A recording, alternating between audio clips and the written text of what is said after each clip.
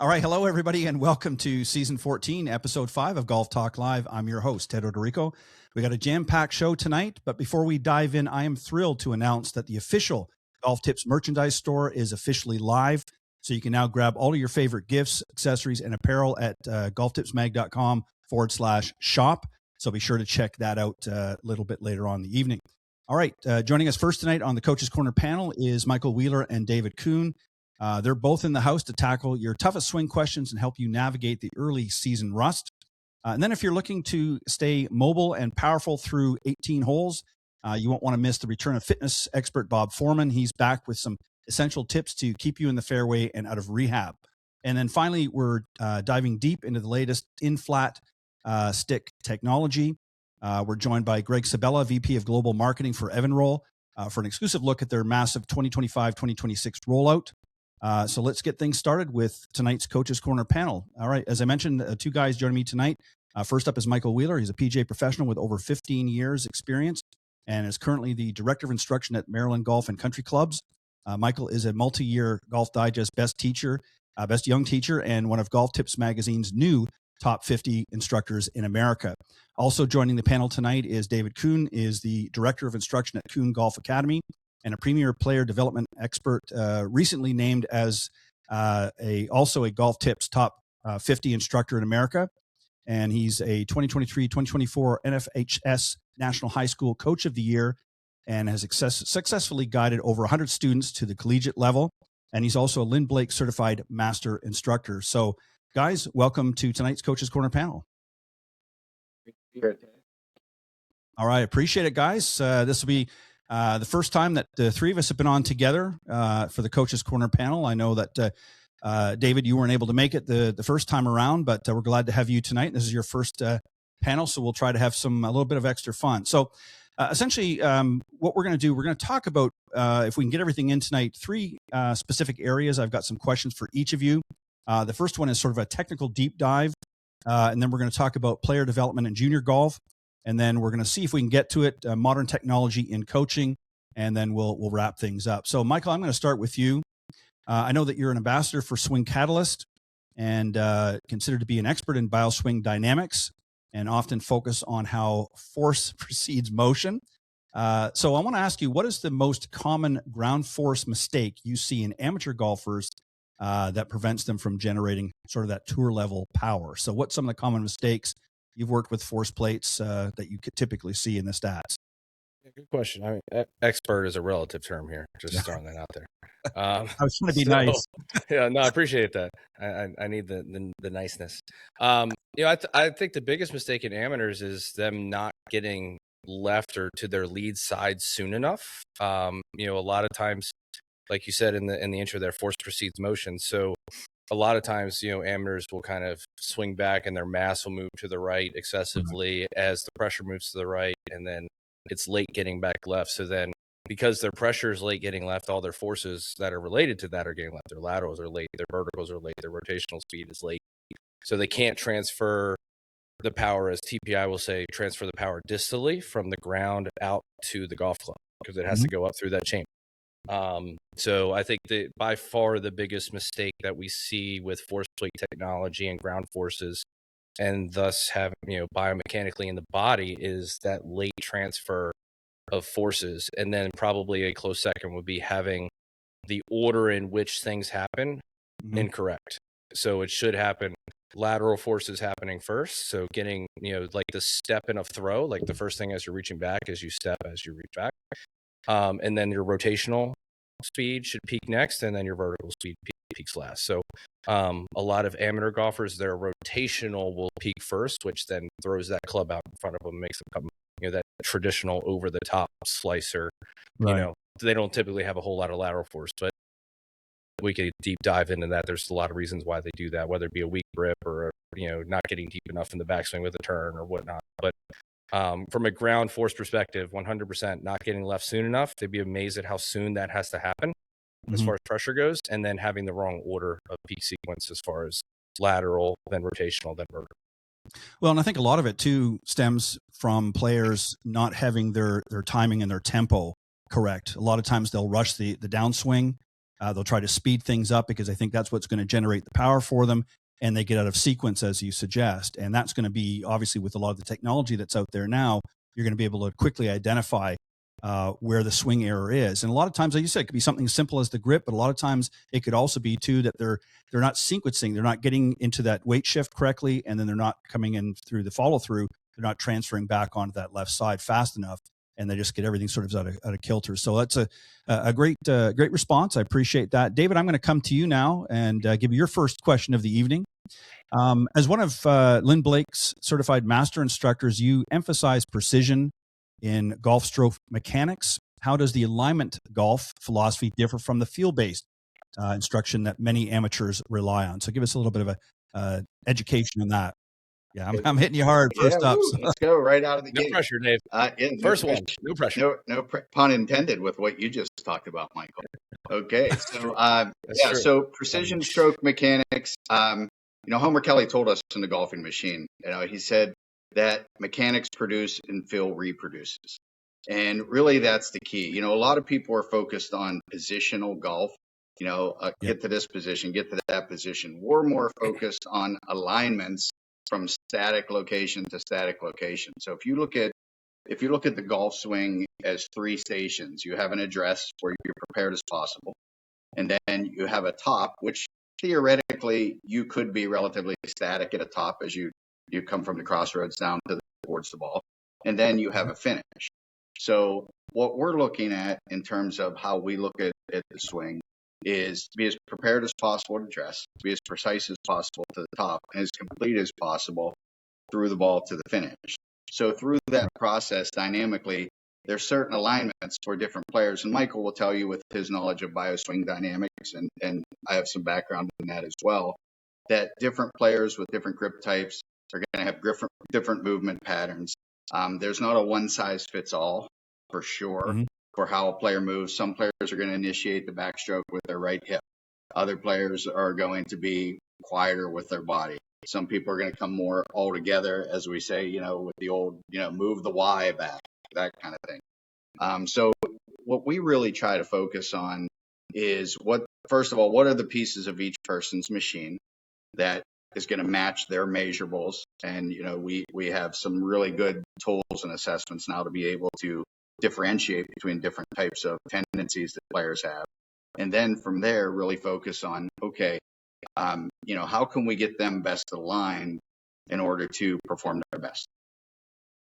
Well said. Very good. Good job for his first question, Mike. We're Dream team right here. We're gonna have to step it up a little bit. Came out we'll have to step it up a little bit. Yeah, that's all right. You just wait. We're just getting started. That's right. All right. So this is sort of a joint question. So I'm going to lay this out, and then I'm going to give you each an opportunity to. I'm going to again start with Michael, but you recently shared, Michael, a 4-step chipping process on social media to improve consistency.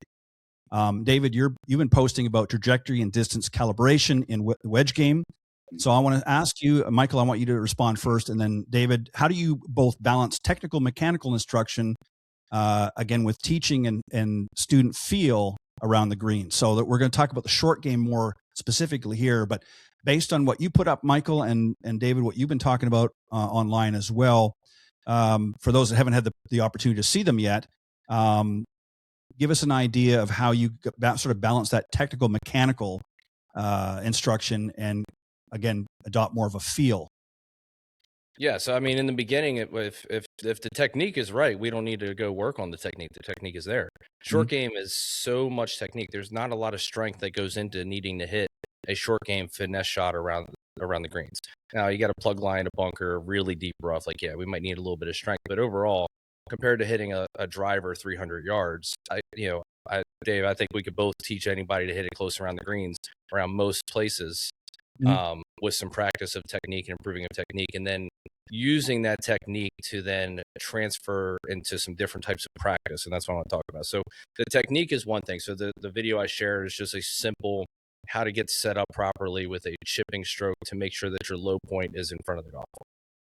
Too many people try and lift the ball up in the air. They start moving their head to the right for a right-handed golfer, but to the trail side, trying to lift the ball up in the air, and then they hit the ground earlier, and skull it and fat it, and all sorts of bad things happen. So setting up with good technique and having that that sound foundation, is the starting point. So it's just like building a house. We need to have those building blocks and a good foundation, you know, to then work some feel. So then I would just say, okay, now that you have a good foundation of some good mechanics for this shot, let's just use a chip shot, a low bump and run, for example, because there's many, many different shots around the greens that we would need to talk about. And then choosing the correct shot around the green is equally as important as knowing how to hit the correct shot. But let's just use a low chip bump and run technique, for example, right? Mhm. We would then vary that and say, okay, let's go, every shot, let's go around the green and do one of two things. Hit a chip shot to this hole that's 20 feet away. Now we're going to hit a chip shot to a hole that's 40 feet away. Now a chip shot to a hole that's 80 feet away, and constantly change that target so they can build a feel based on the foundation that they just developed with technique. And then one of my favorite games, which I just did with our PGA Junior League team tonight, as a initial assessment tool, was playing a game called 21. I've talked about it on this podcast before. Yep. But wedge, putter, one golf ball, play 9 holes. 21 is your baseline for par. So 21 would be, assuming you don't chip any in, 6 up and downs, 3 chips and 2 putts, which is quote unquote tour average for scrambling percentage.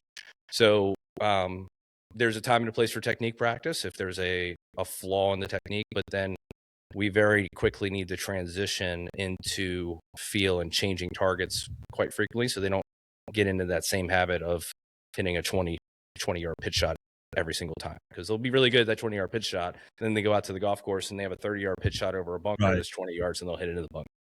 Right. So, be perfect contact, but it'll be in the bunker. So, yeah, and again, well said. A lot of it is, again, once you identify what the scenario is, once you identify what your goal is, whether it's a 20-yard, 30-yard, 40-yard chip shot, then it's a matter of building that foundation. Once the foundation's there, then it's simply an execution after that. And I think that a lot of golfers start with a flawed foundation, and it doesn't matter whether your timing and your tempo and your swing, whether you take the club back the right amount and follow through.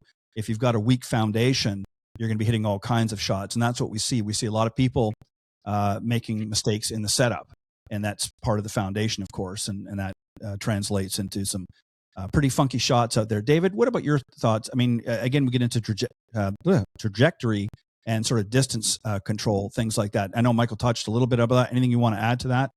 Yeah, I would say that, this whole mechanics and feel conversation, feel comes from the mechanic you produce. One of the most difficult things I think for us as coaches is, how do you teach somebody a feel? You really don't really teach somebody a feel. You teach somebody a mechanic, they can perform the mechanic correctly.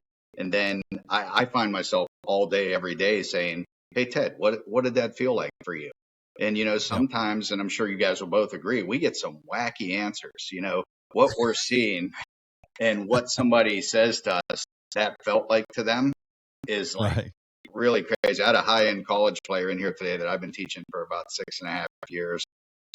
Really, really good player. And, we know each other really well, almost like family. And she made a comment to me about how something felt. And I just kind of I must have looked at her like, she had 3 heads, because it's really, it's interesting what you get from people. But the reality of it is, once we as coaches confirm that the mechanics are moving correctly, and to throw in, not to jump ahead, but you had also mentioned in the original question about technology. See, to me, technology just allows us to confirm what we're seeing and to allow the student to see what we're telling them. I think a lot of times, just people by nature can be questioning, and, they come to us because we're supposed to be experts in the game and we have all these credentials and all these wonderful things. But at the end of the day, sometimes, they still give you that look like, is that really what it is?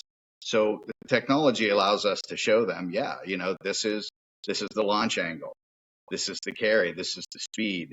And I think it's great. It's a confirmational tool to allow them to see, okay, this is what we're talking about. This is what's been identified that I need to change. And then we can see that change play out through, whether it's 3D, or whether it's launch monitor data or whatever that might be.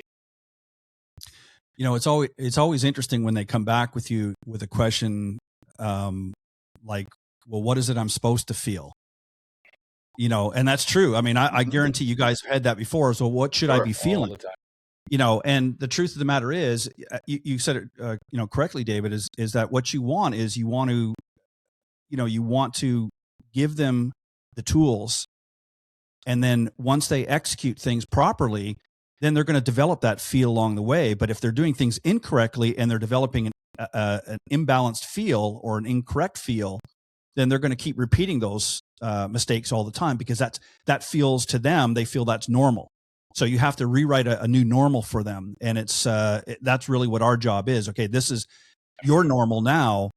You're not getting very good results. We want to get you better results. So we're going to program you with a new normal. And once you ingrain that into your repertoire, then you're going to begin to feel a new normal.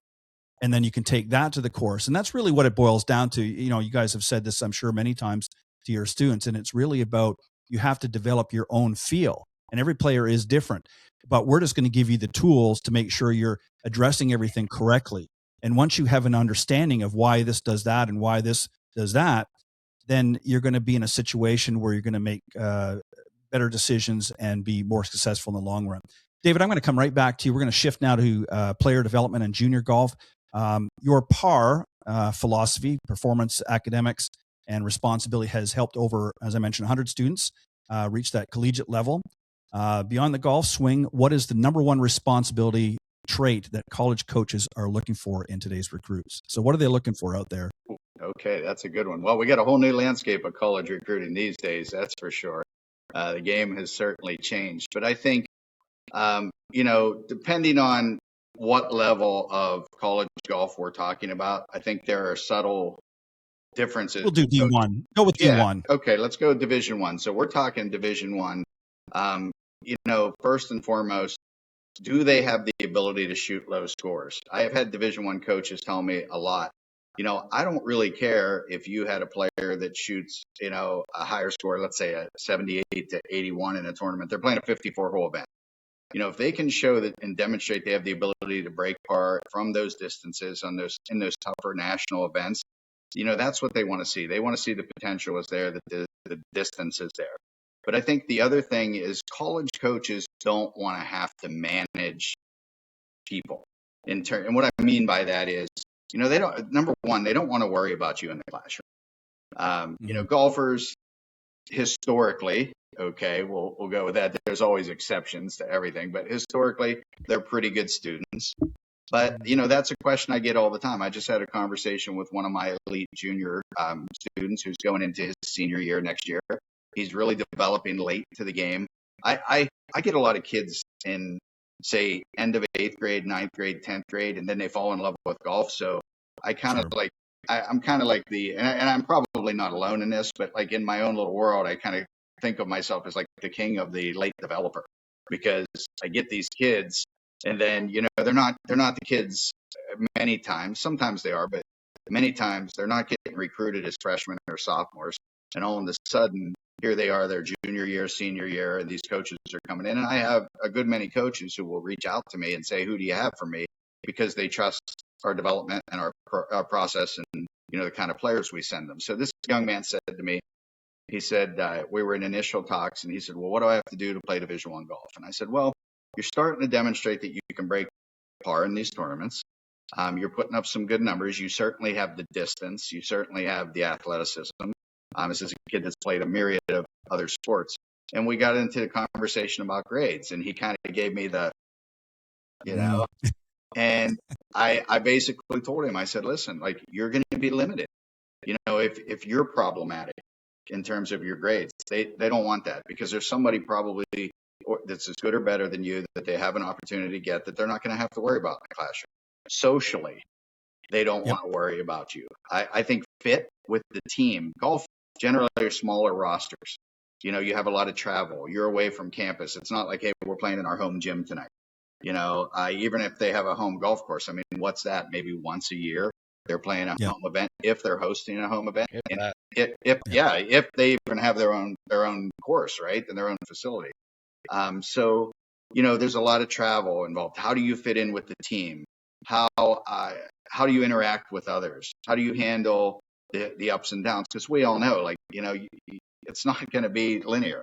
This progression is not going to be linear. You're going to have tough times, and that's why they have a sophomore slump, right? That's why that occurs. So I think when you put it all together and you talk about PAR, which has been my montage, performance, academics, responsibility, they want to know, can you perform at that level, and can you demonstrate you're able to do that? Can you get it done in the classroom? And then from a responsibility aspect, are you going to be on time?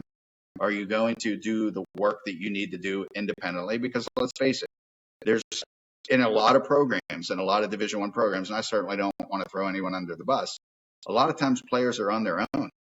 Coach will say, "Hey, Ted, hey, Michael, here's what you're doing this afternoon. I've got another obligation. I'm not here. I need you to work on these things and get these done." So are you a self-starter? Are you self-motivated and really disciplined? Are you disciplined enough to go do the things you need to do? So in our program, we have a full-time dedicated trainer. We have a mindset coach. We've got a club fitter, and we've got our coaching, my assistants that work with me, and they really learn to get disciplined in terms of what the expectations are. So we're really trying to send a really college-ready player, and the feedback we get from coaches. I just talked to a coach who basically had a situation with a player, not one of mine, but another player. And I said, well, I'm just glad that, that wasn't the kid that I sent you. And he just said to me, send me more kids. He just said, send me more. And that's the vote of confidence that you want to hear, because that they trust your process and they trust the kind of individuals from that holistic standpoint that you're sending them. That's also why it's so important to research your coach for the parents that are listening, because this is not a big network of people. And I'm sorry to jump on you there, Ted, but like the golf world, when it comes to golf instruction, is a small world. We all know each other. Yes. So if we don't know who you are, and I'm not saying I know everybody, I'm not saying I'm perfect. We all make mistakes. We all screw up. We all have our days. But like, you got to research your coach, because the people that have success, like David, are ones that send their kids to good schools. And there's plenty of other instructors in his area. Not saying they're bad instructors at all. Not saying that at all. But David is a network of people for a reason. So research your coach in your area and make sure you know who you're getting involved with. That is huge. Yeah, I think to that point, I was just going to say, I think to that point, people ask me all the time. You get these weird questions when people call you and want to or considering working with you, and I always just tell them, like, listen, I could tell you about things that hang on the wall or listed in magazines or things like that, but at the end of the day, look at who I work with, look who I have worked with, look at results. Results speak for themselves. The students speak for us. We don't have to speak for ourselves. The results speak for themselves. Well, well said, both of you. You want a well-rounded player as well. It's not just about how well they are, from tee to green. I mean, that's obviously, you can, a good coach, if they've got the understanding and the fundamentals are down and they're playing, and maybe they're just not as polished in their game as some of the other players that are coming to that college, but there's a lot of potential there. A college coach can work with that and make any adjustments they need to. But if you got a guy coming there and he's got a chip on his shoulder, or he's got a bad attitude, or he's emotionally, not together, and then his education sucks because he's not, buckling down in the books, they don't want to deal with that. No. Because it's a distraction. It's a distraction. Right. And exactly. There's just too many good players out there. And it's good to be, assertive, and it's good to have confidence. But if it becomes arrogant or narcissistic, that's a bad recipe for any coach. And I don't care who you are. And, you want to win and you want to get out there and you want a successful team. But if you've got to sit and put all of your energy on one player just because they're shooting lower scores than everybody else, but he's got a crappy attitude or she's got a crappy, whatever the case may be, if your energy is 70-30, 70% to that one student, then you've got a real problem, because now that's going to end up infiltrating the rest of the team, because they're going to say, well, wait a minute, he's getting all the attention over here. I'm paying, good money to come to the school, or I'm, on a scholarship or whatever the case may be. And, I'm not getting looked at, and I'm getting shoved just because he's shooting 2 or 3 strokes better than I am, but he's, failing every class, or he's, whatever. So there has to be a certain amount of integrity. And I know that's a little bit of a stretch, but I think that makes the point is, and this is why, to your point, Michael, is you've got to really research the coaches that you're dealing with that are sending these kids up to D1, especially D1, but really any of the levels, because you want to make sure that they're not just pumping out a guy that, he can get it up and down real easy, but he's got as I said, a crappy attitude, and he's just not a good student overall, because then now he's sending a nightmare to somebody else just to say, hey, I've got a guy going to D1. There's a lot of factors, and a lot of coaches, like you said, they've changed now. They're looking at other factors now. They're not just looking at the top players, right? So I got to move on because I want to keep the conversation going. So one of the things that, just again, to stick with the D1 level, Michael, you competed at D1, and you've coached some tour pros as well. So you've seen the pressure of the elite competition. What are some specific drills, or is there a mental shift that you're currently using now at your facility, and maybe even in the past, to help juniors transition from being just a range player to a tournament scorer? Because again, we're going to get into the game part of it now. So you've got to do some things. You understand what it takes to get there, but you also understand what it takes to stay there. So what are you working on with your students to make sure that's going to happen?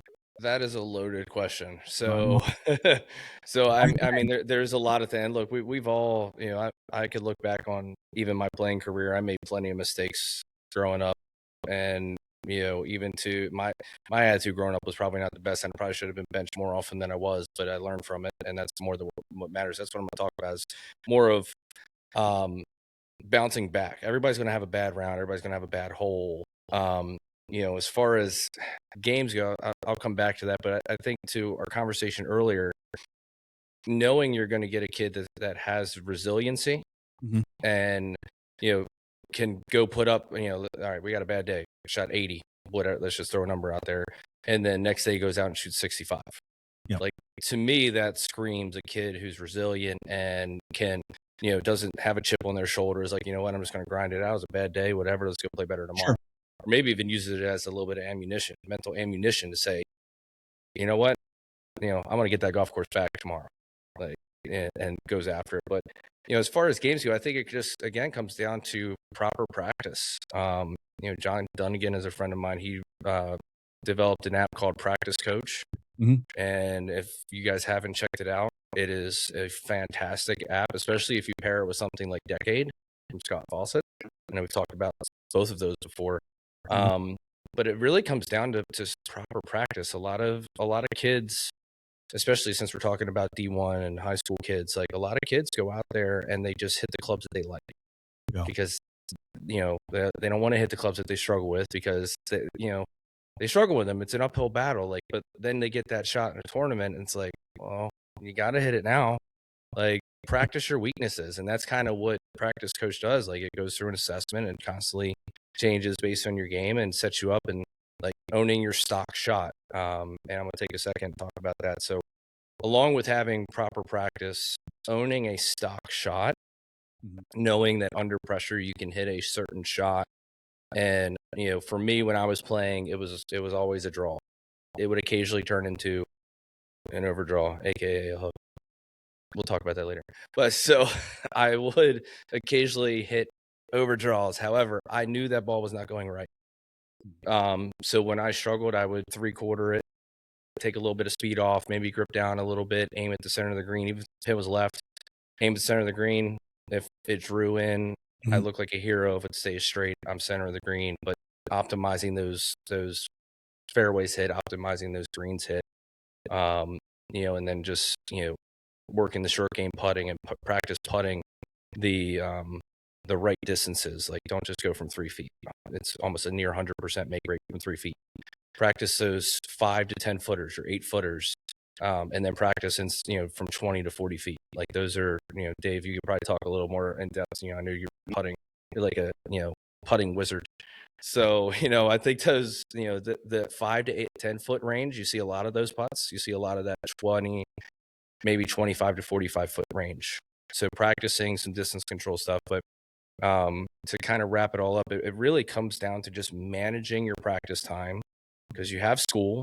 It needs to be a priority. To your point earlier, the talent pool is too deep to sacrifice bad grades. So you need to optimize the little bit of time that you have, especially if you're in high school, if you're in college. So analyze your game, find out where the weaknesses are, and try and turn them, at least if you can't turn them into strengths, at least turn them into not weaknesses and just an average part of your game. And I think you'll be amazed at seeing the results. It's just compounding, little goals on top of each other. We don't go out there and say, oh, I want to shoot 65 today. Like, yeah, that might be the goal, but like, how am I going to accomplish that? All right, well, I need to shoot for 15 greens. I need to do better than I did yesterday, which was 11, whatever it is. Like, small goals add up, equal your larger goal, whether that's win club championship, whether it's play D1 golf, whether it's win the Masters. Doesn't matter. Small goals equal larger goals. Yeah, well said. And just to add real quickly, and then I got a question for both of you that I want to throw out there. And David, if you have something that you want to add to what Michael was just saying, that's fine too. I think one of the problems, Michael, you said something that's really interesting is, you got to have that stock shot, obviously, but a lot of golfers make the mistake that they play solely to their strengths. And obviously you have to put that in your game, but you also have to be able to elevate the level of your weakness, meaning that you have to be able to take those weak areas of your game that you struggle with. You're always going to be working and trying to refine them, but you've got to, as you made an example, you've got to take that weakness and say, okay, I know I'm kind of overdrawing it, maybe even hooking a little bit here. So I have to adjust on those shots that I know I'm struggling with. I've got to make adjustments and make them less weak of a shot and use that and elevate that level up a little bit more. And I think the only way you can do that is, obviously, as we've said many times in the past in the show, is to get out there and practice those when you have the opportunities, and not just, wait till you get to the golf course and say, well, now, typically I hit this shot here, I'm just going to, do whatever I have to do. And you've not really worked on it or refined it in such a way that you've taken that weakness and turned it actually into a strength. And because you're not out there working on those things. And I think this is what ends up dragging a lot of our amateur golfers down. And when you get into a level D1 or what have you, you can't afford to be doing that or not doing that rather, because you're going to end up just collapsing out on the golf course. Go ahead. Sorry. Yeah. And if listeners get anything, or viewers, or however you're watching this, get anything out of this conversation, growth begins when uncomfortable starts.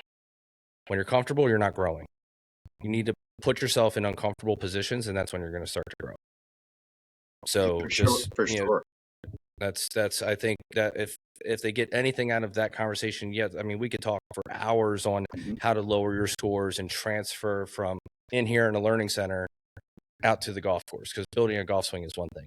But us as coaches, our job isn't to make you comfortable. Our job is to make you uncomfortable. And a lot of people don't like that, but that's what needs to happen if you want to get better. Yeah. And it's not just about, building the swing. I mean, obviously you're going to build the foundations as we talked about earlier, but it's now transitioning into becoming a player.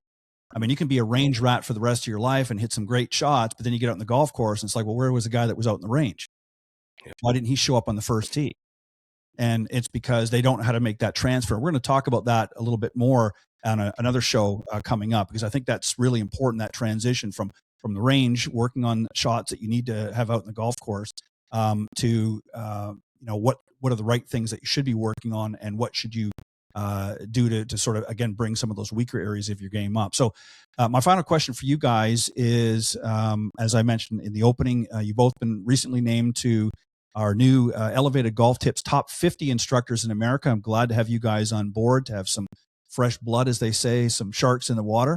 And in the era of endless YouTube tips and TikTok hacks, how do we keep our students focused on a long-term development plan rather than searching for the quick fix of the week? So, David, I'm going to let you go first since Michael started. What are your thoughts here? I mean, we're all on social media. We put stuff up there too, but there's a lot of this quick fix, and a lot of guys that are putting stuff up there are not even golf professionals in many cases. Not every case, but many of them aren't. Right. But they get a lot of views. They get a lot of people. I'm going to try this. What's your solution here? What are your thoughts? And how do we, because that's a tough one. That's a heavy lift. So Your thoughts? Yes. So I actually had this conversation with a parent today. A young lady I've been teaching for 3.5 years. Started with me. She was in the mid 90s. By the time she was a sophomore, I think, in high school. By the time she got to her senior year, I think she, in the state championship that year, her team won for the third consecutive year. I was fortunate enough to teach every girl on the team. They're about 2 hours from me. They just kept coming, and we kept building this program. She shot 73. She's won a couple Division III college events already. And he looked at me and he said, so they know me pretty well. He said, you're not posting as much stuff in terms of tips as you used to. And I said, well, I have a real big concern about this. And from a coaching standpoint, here's my concern. I think we've all had the situation where you're walking in a restaurant with your wife and somebody stops and says, hey, David, how you doing? You may or may not know the person. And they're like, yeah, you put a tip on and I saw this tip or I read this tip in a magazine locally or nationally, whatever.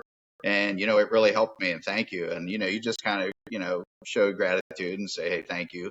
But at the end of the day, I'm very nervous about that because there's so many specific things to what we do for the player that's in front of us that generalizing things, even something as simple as today, I did a little video for a training aid company that has worked with me.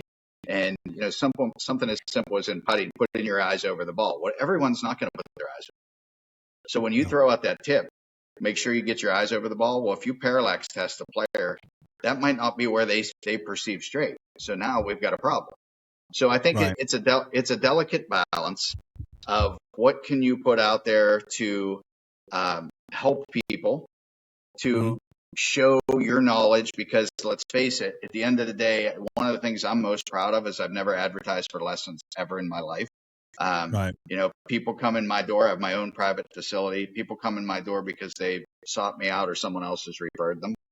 But let's face it, social media is an avenue for people to see what you do, to recognize who you are, and that in and of itself has business implications. However, I think there's a delicate balance because one tip isn't for everyone.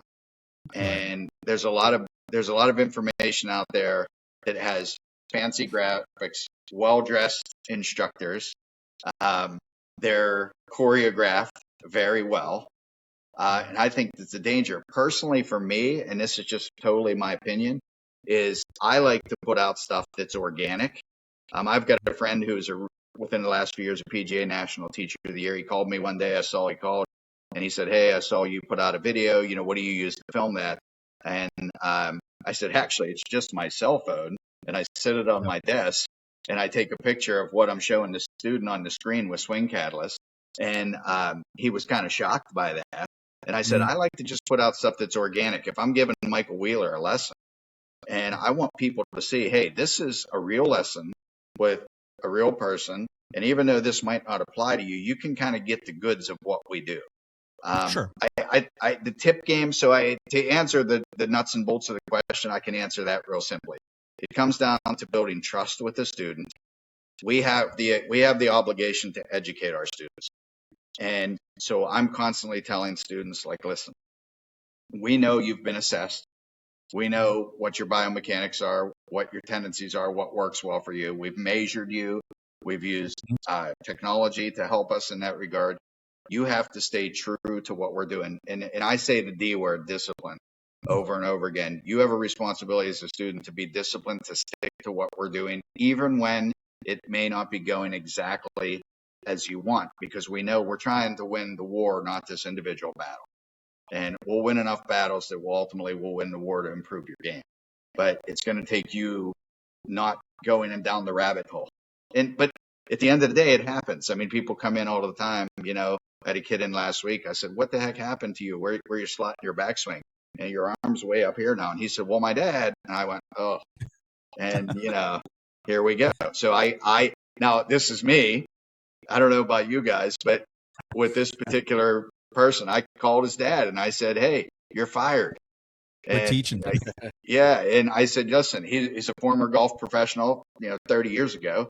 But I said, biomechanically, you sent him to me for a reason. He's improving. I teach you as well now that you're an amateur. And this is where he needs to be. He doesn't need to be up here because his measurables tell us that. So he's a mid-track player and that's where he's got to be. And so point was taken, but I try to just be honest with people. I think people appreciate that.